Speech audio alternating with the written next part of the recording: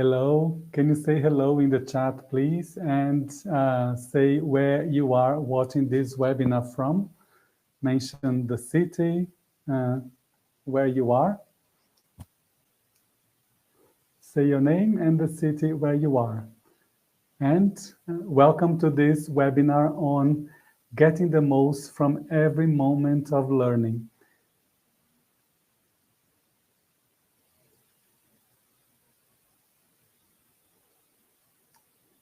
Hi, Luciana, thank you. Mention your name and where you are at the moment. Hello, Felipe.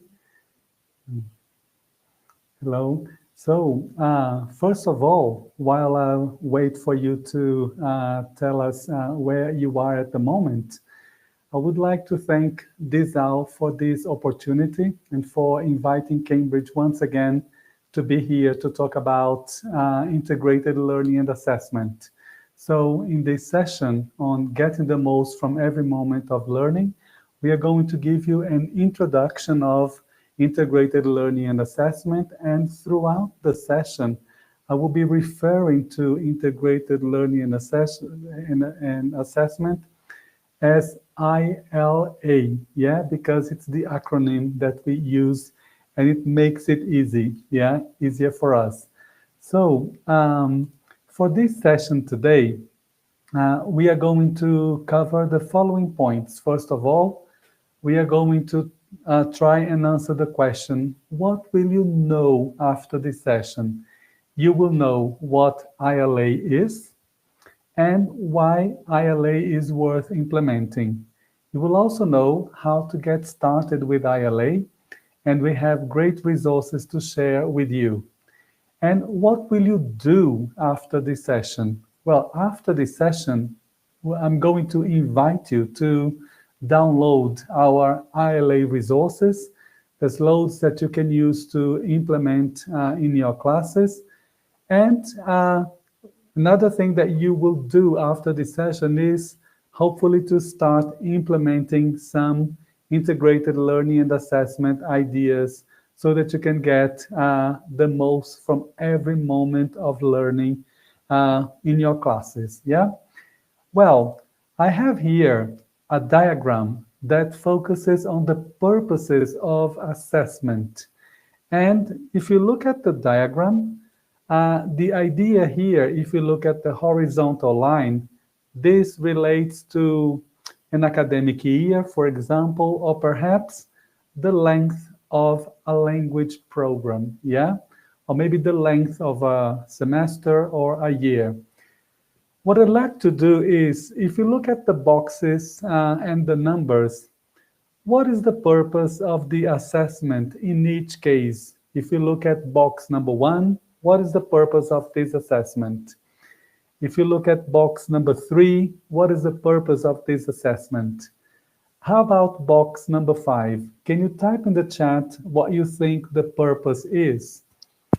Let's start with number 1, which I assume will be very self-explanatory. What's the purpose of the assessment in number 1? If you think of a program, the first thing you need to do when a learner comes to your program or to your school year, you need to do something. What is it? What's this purpose in this assessment? We have Rio Grande do Sul, thank you for your participation. Minas Gerais, São Paulo, Rio. Okay, fantastic. So what's the purpose of the assessment in each of the boxes? Well, Deborah says placement for number 1. That's right, Deborah, number 1 is placement. I mean, in many cases, when you welcome students, you might need to do a placement test. So the purpose is to place students in the right place in the course, yeah? Okay, how about the other purposes if you look at the numbers 2, 3, 4, and 5?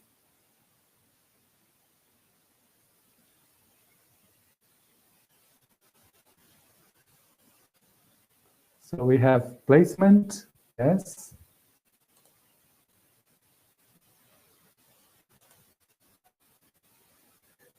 To maybe Confirmation, okay, but sometimes after the placement, we need to make sure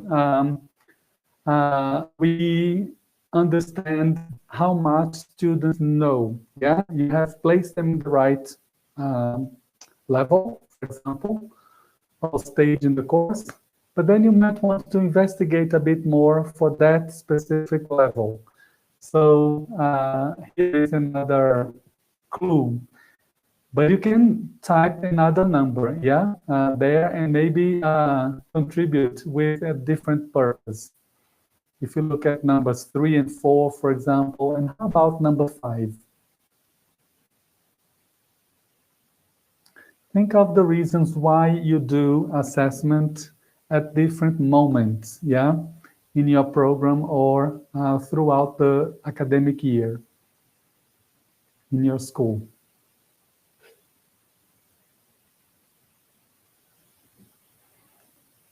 One more idea coming through.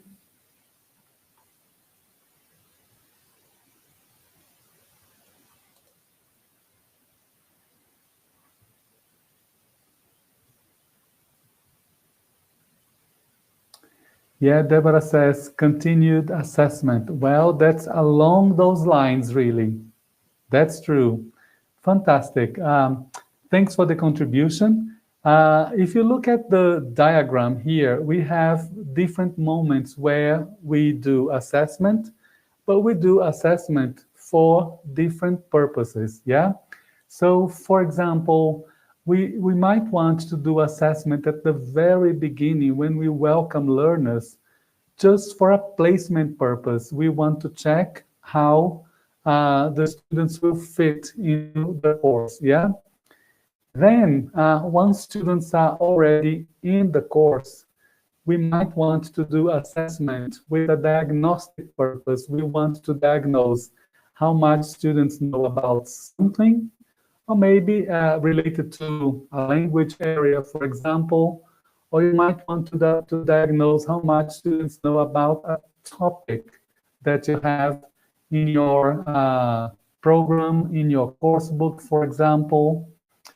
Then, when we get to a certain point, either in the middle of the course or towards the end of the course, we do summative assessment. That is, we give students a formal test, a moment when there is a date in the program for the students to sit a midterm or a final exam. Yeah.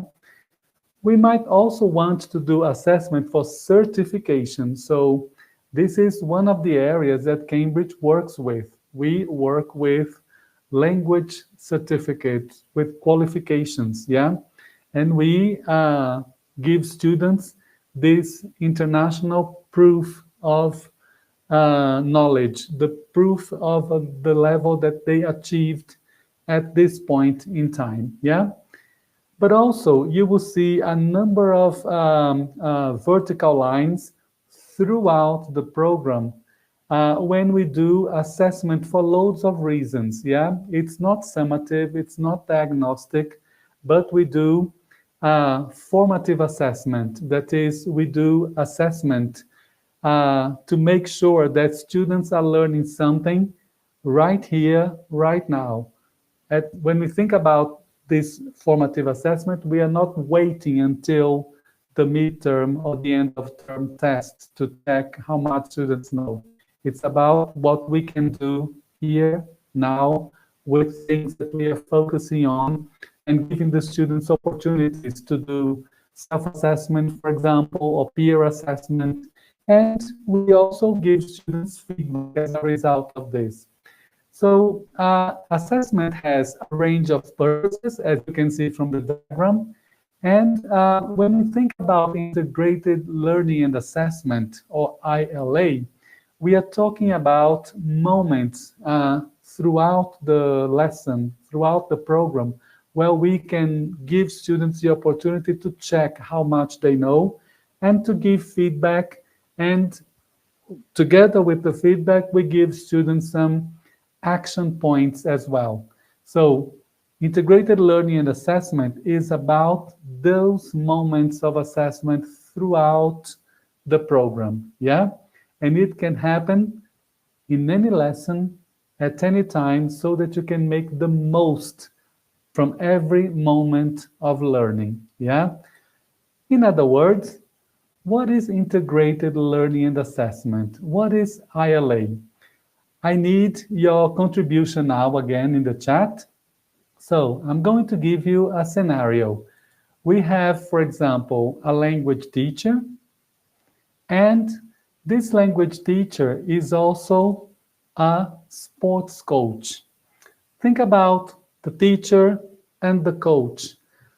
What are the similarities in these roles that this person, has? What are the similarities, the teacher and the coach?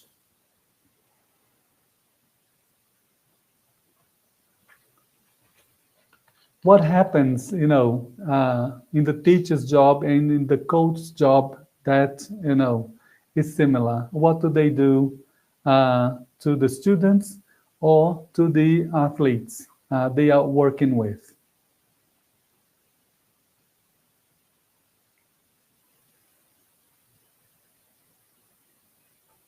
Yeah, good point, Isabel. So there is a level of engagement. You need to engage the team and you need to engage the students as well. So this is a very important similarity, yeah? Well, we can see that there is a lot of synergy when we compare the two roles. Yeah, there is engagement. There is also the observation of performance. The teacher has to observe students' performance, and so the coach has to observe the players' performance as well. Yeah. What else is similar?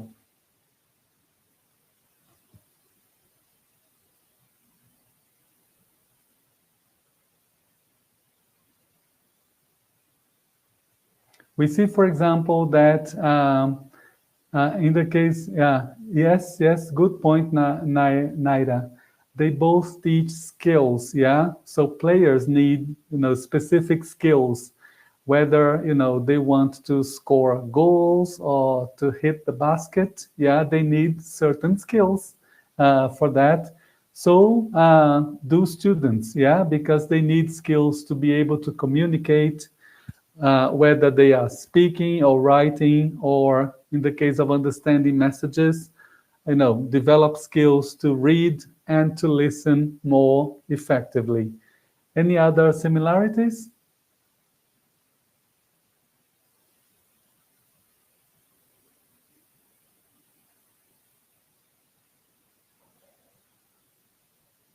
Keep your ideas coming because, yes, very important point, Anna and Isabel. The teacher and the coach, they both need to guide, yeah? And they both need to motivate, to give students motivation to keep going, yeah, to play better or to perform better using the language, yeah. All right, now I'm going to show you a short video clip of this teacher slash coach. And as you watch the video, make sure you make a note or a mental note of some of the key words that the teacher or the coach uses in the video clip. Yeah? So let's watch the video now. Make a note or a mental note of some of the keywords that they use during the video. All right? What we measure, we can improve. That's how, as a coach or an English teacher, I find the best ways to help my learners succeed. Things can get tough, and improving isn't easy. The key is to assess the progress they are making, to know what they can do, so I can give feedback that will help build their confidence and keep them motivated. With Cambridge, assessment is integrated with learning, helping me measure and guide my learners' progress, so they learn what they need to succeed, to get the most from every moment, to help their worlds grow. Because Cambridge is where your world grows.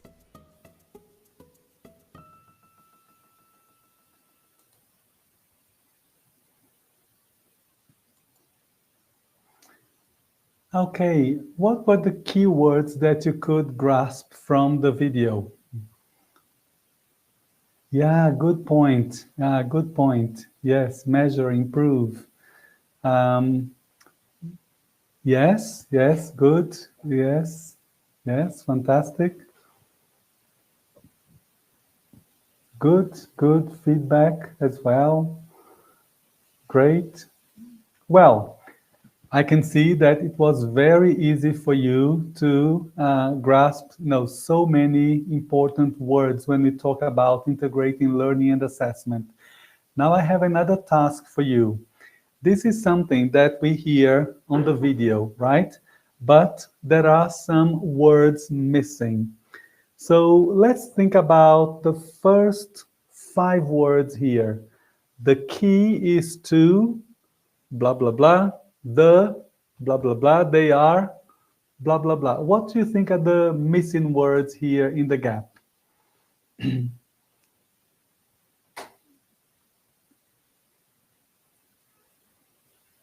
Let's see whether you remember many important words, but where do they fit here in the text? Okay, so Natasha says assess as the first word. To assess what? To assess the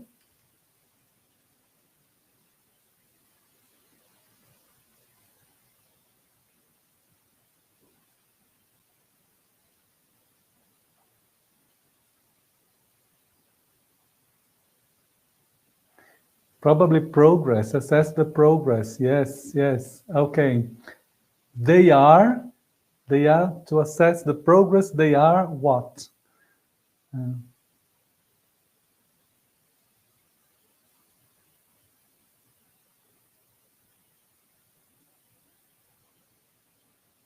Okay, making. Yeah, probably. Well, let's see the first part of the text. Okay, so the keys to assess the progress they are making. Well done, everyone. To know what they can do. All right, there are a few more missing words. So I can give what? Probably feedback that will help build their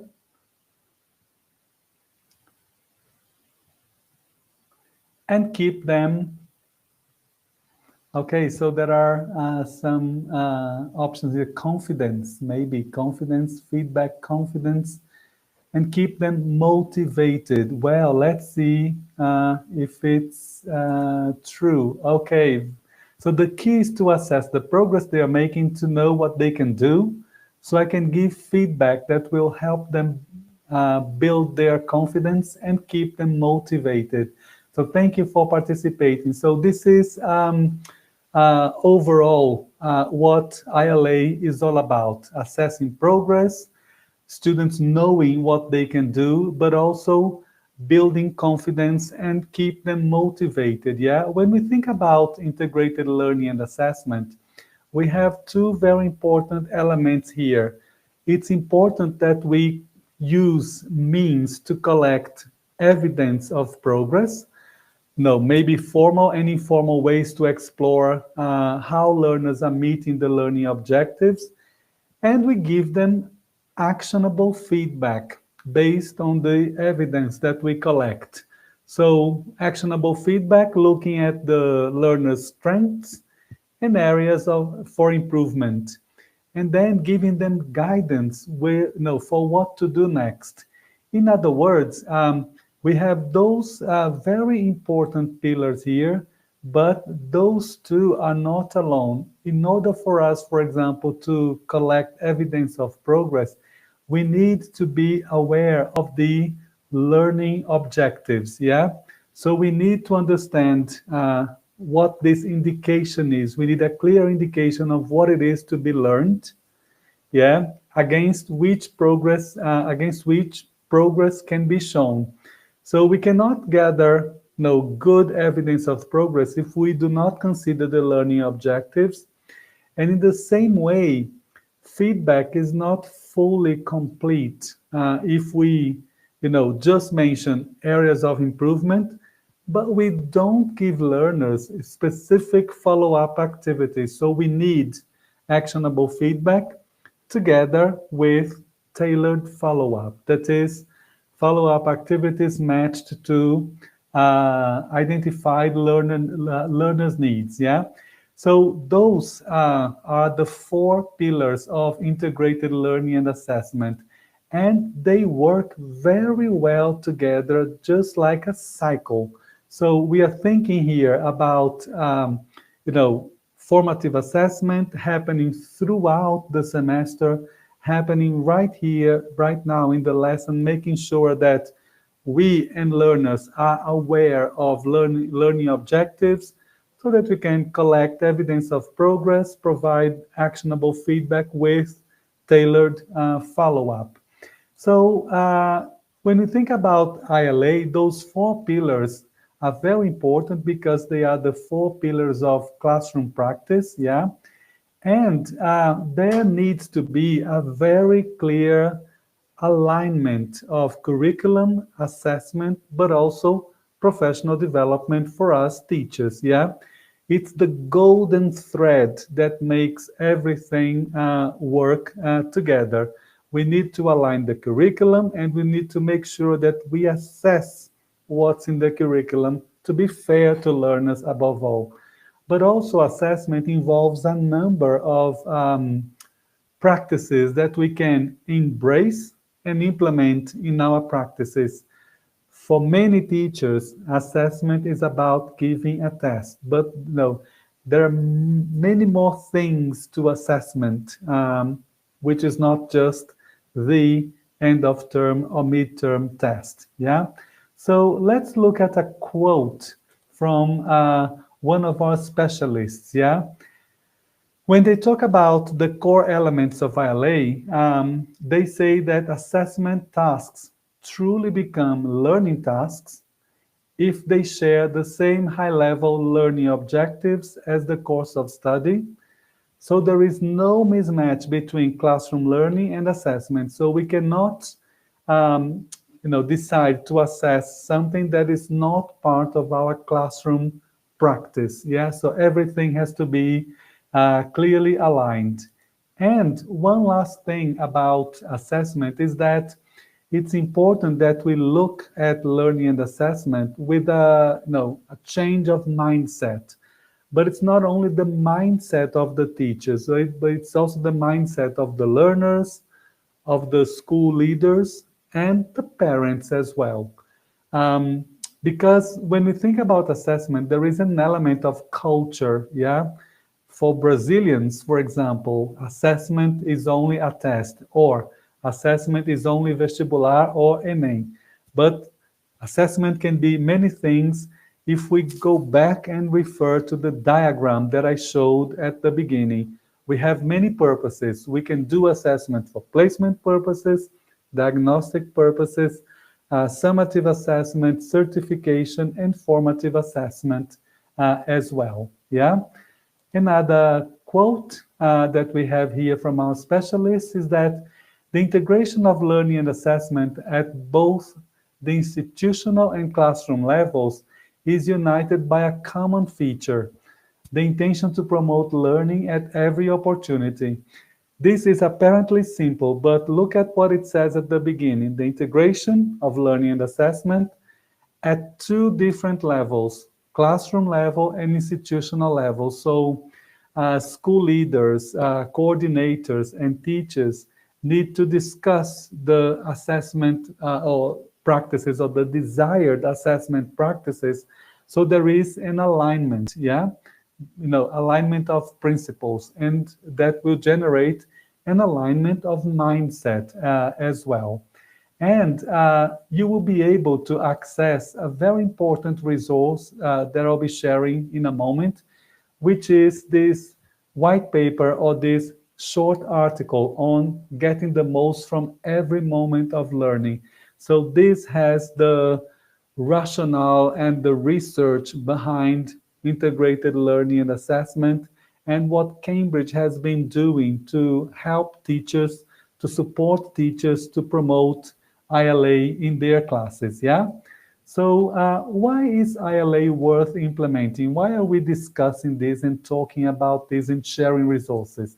There are many reasons. One is making sure that we have improved outcomes, that we have better performances, from learners, that we have better products as a result of the tasks that we set learners. So, one of the reasons is that attention to classroom assessment processes could substantially increase the rate of student learning, in some cases, doubling the speed of student learning. This is said by Dylan William, a specialist in language assessment, who has published a lot about assessment, about integrating learning and assessment, and also sharing lots of practices, through his books and also through his videos on YouTube. Yeah. Other reasons include as well the fact that the students with which teachers had used formative assessment techniques made twice as much progress over the year. We talked about mindset a moment ago. So it's teachers and students working together and maybe implementing practices so that we can get students to show even more progress. Yeah. But we have other reasons as well. For example, thinking of skills beyond language. Because when we think about those elements of ILA, the idea here is that they may enhance students' reflection. This is very powerful, yeah? Helping students to reflect on their learning and also how to cooperate. So, developing cooperation abilities and dispositions by helping them to recognize each other's strengths and also setting up situations where they can help each other as well. I mentioned when we talked about the purposes of assessment that formative assessment includes self-assessment practices as well as peer assessment practices. So we are talking here about developing skills beyond language, and they are highly desired nowadays, in the world of work. Yeah, the social emotional competencies, for example. And of course, the idea is to provide learners with better teaching, that is, using assessments, many of the purposes we saw at the beginning, as feedback for teachers, because this is powerful. Yeah. And this power is truly maximized when the assessments are timely. So they are happening at the right moment, right here, right now. Yeah. They are also informative. So it's not just to give the students great, well done, but it's about giving the students information about their progress. Yeah.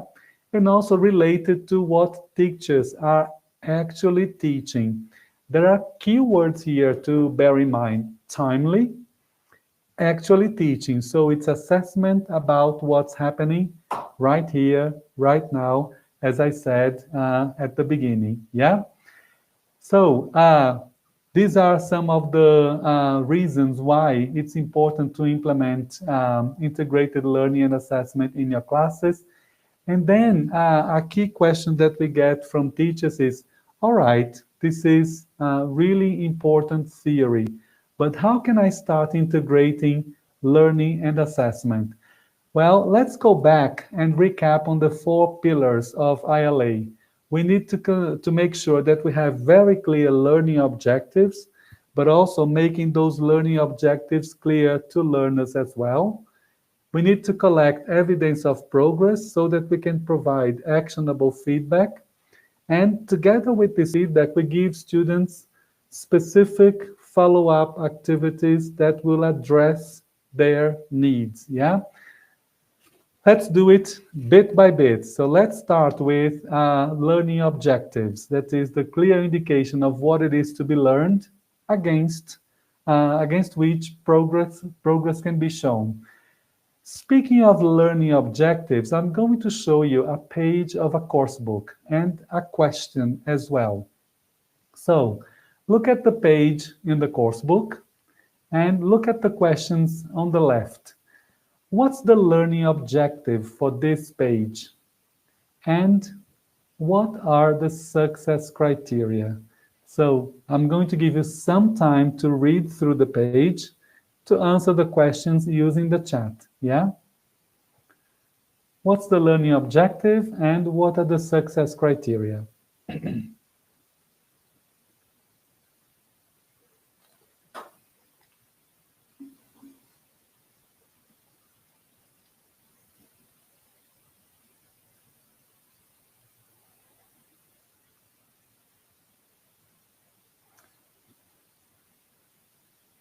Keep your ideas coming, and the more you share, the more we can learn from each other, in the chat as well.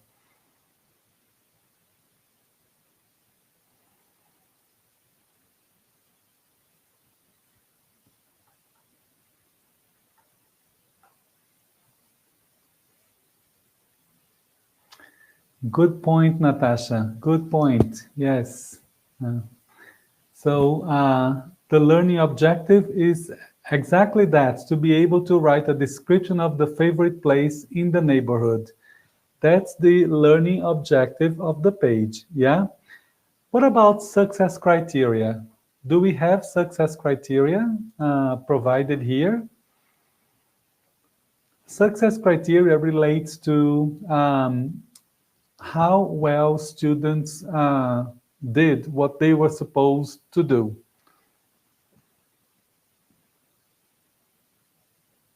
So, for example, if they have to write a description of their favorite place, if they included the name of the place, if they talked about, a number of things related to this place.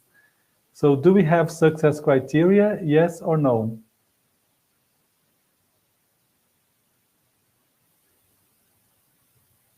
We got Isabel. But Isabel, I'm going to invite you to look carefully at the page, yeah? There is, if you look at the page, there is a writing checklist. So another way of, calling success criteria is a simple checklist. So the checklist here would be the success criteria. If students can tick those 3 points, it means that they were successful, at the task, which was, according to Natasha's words, to be able to write a description of the favorite place in the neighborhood. Yeah, so if we zoom in, we can see that the goal is to write a paragraph, yeah, about a favorite place in the neighborhood. And we have success criteria, which is the checklist. So if they express their opinion in a short descriptive paragraph, if they used adjectives, and if they identified, compound nouns, so this means that they were successful, yeah, making sure that students are there. Well, it maybe what we need, Isabel, is to look at the page and the different details, and also making sure that this page is for students at primary level as well. Yeah. So Katya says students have a model to refer to because a model was provided on the page, and that's right, Katya. They have a model here of a text. So that already somehow helps to set the tone and to give the students the genre as well. So they will be able to do all of those things, and they have the checklist to make sure they have included all the key points. Yeah. So we are talking about learning objectives, and once we have the learning objective, we can measure performance against performance or progress against those objectives, yeah? Okay, we have the learning objectives, the success criteria. I have a third question about the page now. There are other activities, yeah? So how does each activity lead towards the learning objective? Can you share some ideas in the chat? There is a third question here. How does each activity lead towards the learning objective?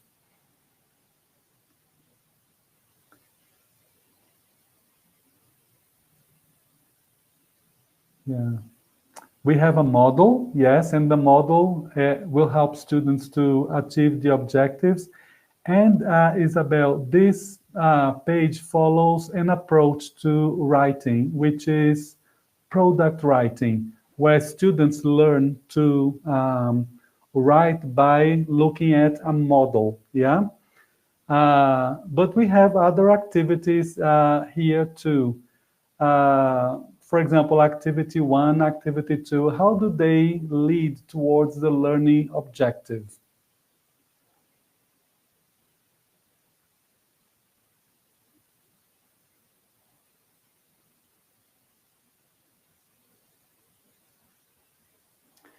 Good point, Naira. Yes, so we see that activity two helps the students to plan and organize ideas, and activity one focuses on the language that is important for students to be able to achieve the learning objective. Yeah, they have to do it part by part. Yeah, they have to explore language, then they organize the information, and then they write their own text, and they have a model to refer to. So we can measure progress by making sure that we have a very clear learning objective, and the writing checklist gives the student a clear notion of what is expected in the text. So I'm sharing this because one of the resources that Cambridge has made available is a guide for teachers on how to implement in the integration of learning and assessment. So one of the things you will find in the guide, which brings a series of ideas, is, for example, ways of sharing learning objectives and success criteria with learners. You will find here a suggestion, for example, share learning objectives, make sure students understand the success criteria as well. In other words, the simple checklist that shows what is expected in terms of performance. This is one of the ideas that you will find. Now we are going to go to the second pillar, which is collecting evidence of progress. Yeah, we have the learning objectives, then we need to collect evidence of progress. I have a question for you, and the question is, how do you know if your students are learning? How do you know? What do you use to collect the evidence, and how do you see the evidence? So how do you know that your students are learning?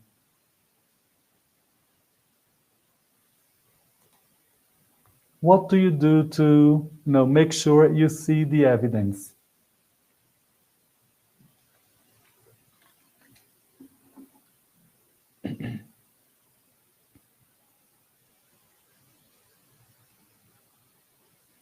Share some of your thoughts here. How do you know that your students are learning?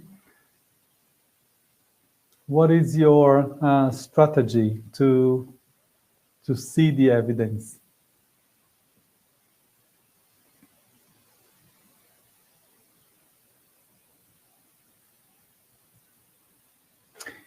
Good. You can use a quiz. Yeah. You can also make use of exit tickets, which is a great strategy. Yeah, to ensure students can tell you something about what they did just now, or maybe about what they did during the lesson, and then the exit ticket can be used at the end of the lesson. A very good point, Natasha. Thanks for sharing this. Yeah.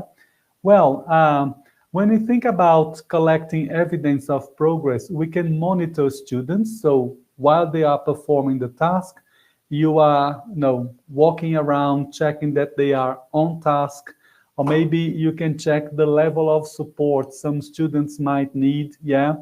You can do, a revision of the answers, or maybe you can do a revision of the writing that students did at home. You can invite learners' responses, and you can measure evidence against success criteria. Just a few points, but you can also make use of quizzes or exit tickets, for example, because then you can gather how much they know, how much they remember, in terms of what they did during the lesson, to share some ideas. Another pillar is providing actionable feedback to learners. That is, giving the students a clear notion of their strengths and areas for improvement. Yeah. Also, with areas with guidance on what to do next. Yeah. So when you think about feedback, it's important that we bear some points in mind. For example, we should link feedback directly to learning objectives and success criteria. Yeah. We need to include the evidence of progress. For example, we did the quiz and you did very well here, but you still need to practice this bit a bit more. Yeah. It has to be actionable. It's not about saying it's good, it's great, but it's about giving the students a clear notion of what they need to do. Yeah. And also, it needs to be planned for. A lot of feedback happens in the spur of the moment, yeah? But it's very important to plan how we are going to give feedback to learners. So, thinking of actionable feedback, we are going to go back to the lesson, to the page in the course book we looked at before. And I have a question for you. Imagine that your learners completed the writing task successfully. So, what feedback might you give to the students? What feedback would you give to them? You gave them the task, number 3 here, and they did it successfully. What feedback would you give? Can you type your ideas in the chat? Make sure you bear those points in mind, yeah? That it has to be linked to the objective, it has to be linked to the success criteria as well, and that it's clear and informative to learners. So if they did it successfully, what feedback might you give?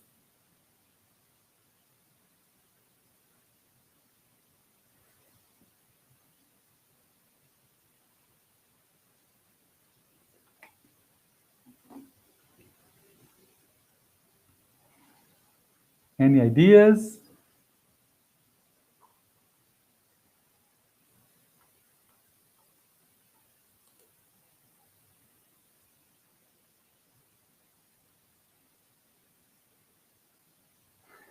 Good, Janderson. Good point. Comment on their writing. Can you give us an example of a comment that you would make about the students' writing?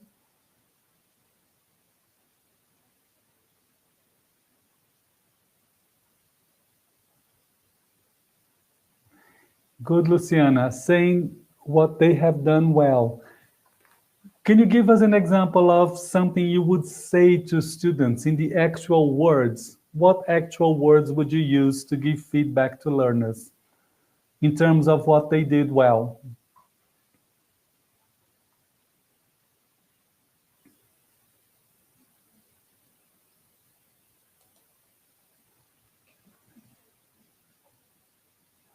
If they were successful, how would you say it? How would you word it?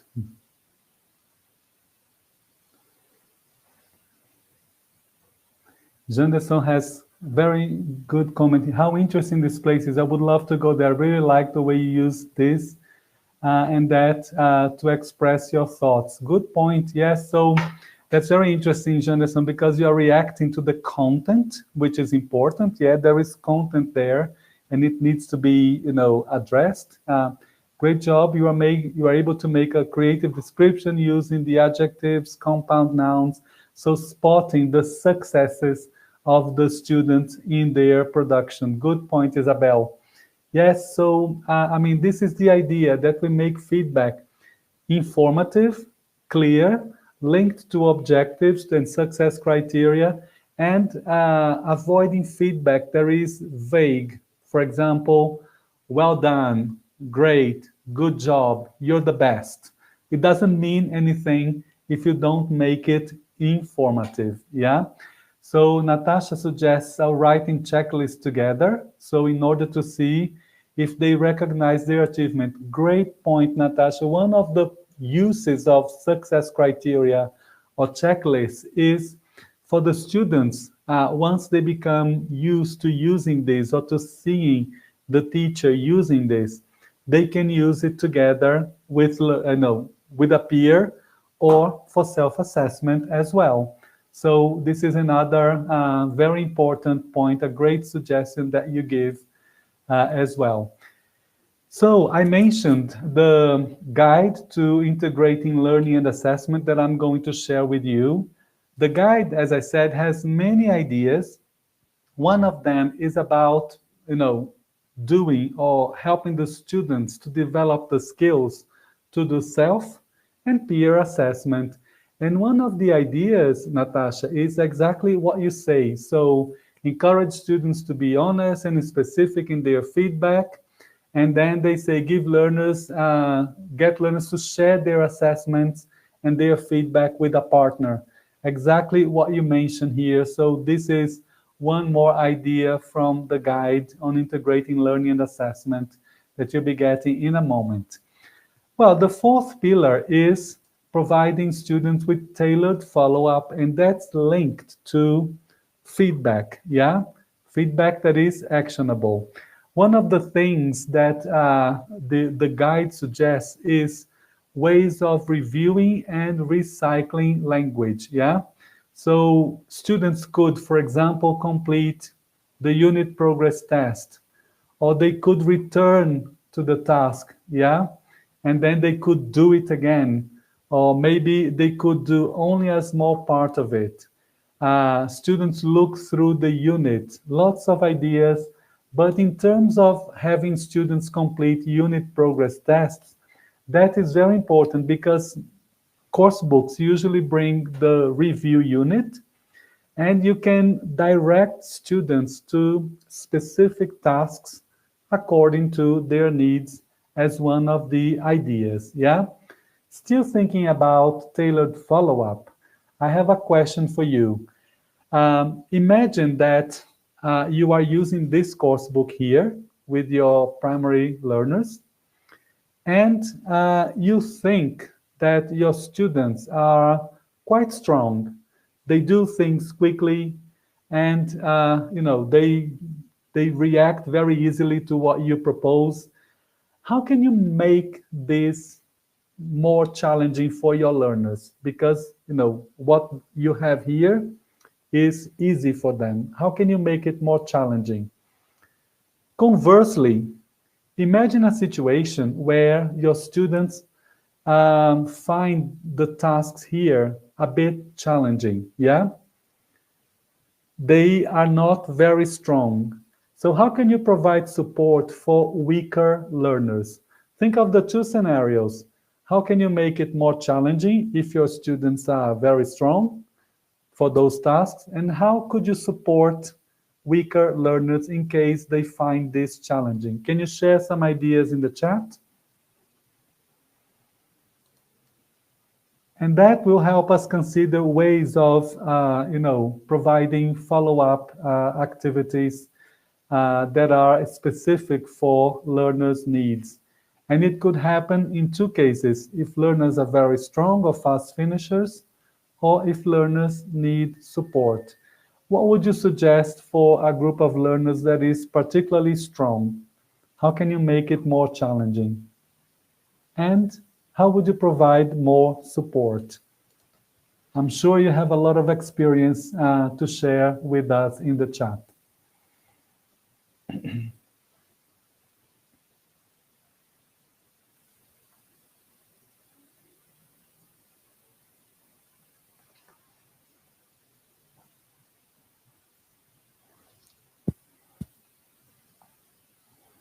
Yeah.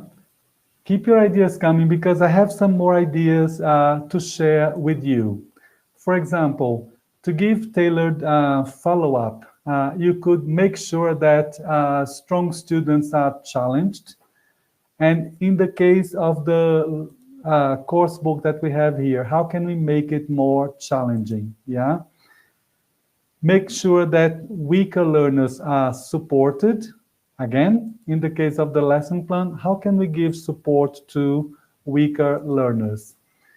And then we need also to consider ways of including learners' interests and preferences as well, and making sure that teaching evolves and improves to meet learners' needs. We all have learners that are diverse. Our classes are, in most cases, heterogeneous. So how can we make sure that everyone is showing progress when we know that part of the students might need more support, and another part of the students, they are already quite strong, so they need a little bit more challenge. So bear those points in mind. Make sure that strong learners are challenged and weaker learners are supported, but also bear in mind that they all need to show progress. Yeah. So in this session, we talked about what ILA is. Yeah. We also talked about why ILA is worth doing. We have many reasons here listed for you. And also where to find more information. And that part is coming next. Yeah. What will you do after this session? You're going to download some ILA resources and you're going to start implementing some ideas as well. So these are the 4 pillars of ILA, just as a quick recap. I'd like you to, go to the ILA Hub, the cambridge.org/ILA. And one of the things you'll be able to download, as I mentioned before, is the article on getting the most from every moment of learning. I also mentioned that there is a guide to integrating learning and assessment in your teaching. And you can also download this guide from the same hub. Yeah. And it's not only the guide with ideas, but recently Cambridge has also made another resource available, which is this ILA Ideas Pack. So the pack brings like cards, and we have 30 different ideas to implement ILA in our classroom. And you will see that the idea pack comes with activities and suggestions for each of the 4 pillars. Yeah. And just to give you an example of one of the ideas for tailored follow-up, we have here an example of a choice board where teacher gives students choices in terms of follow-up activities. We have the suggestion of the choice board, but not only that, from the guide, you can also download a template of a choice board for you to use with your learners. But this is just one out of so many ideas that are available. Yeah. Well, we have some references and useful links, but you will be able to access all of this from the ILA Hub in cambridge.org/ILA. And I would like to thank Disal once again for the space and the opportunity, and to thank you for taking the time to attend this webinar.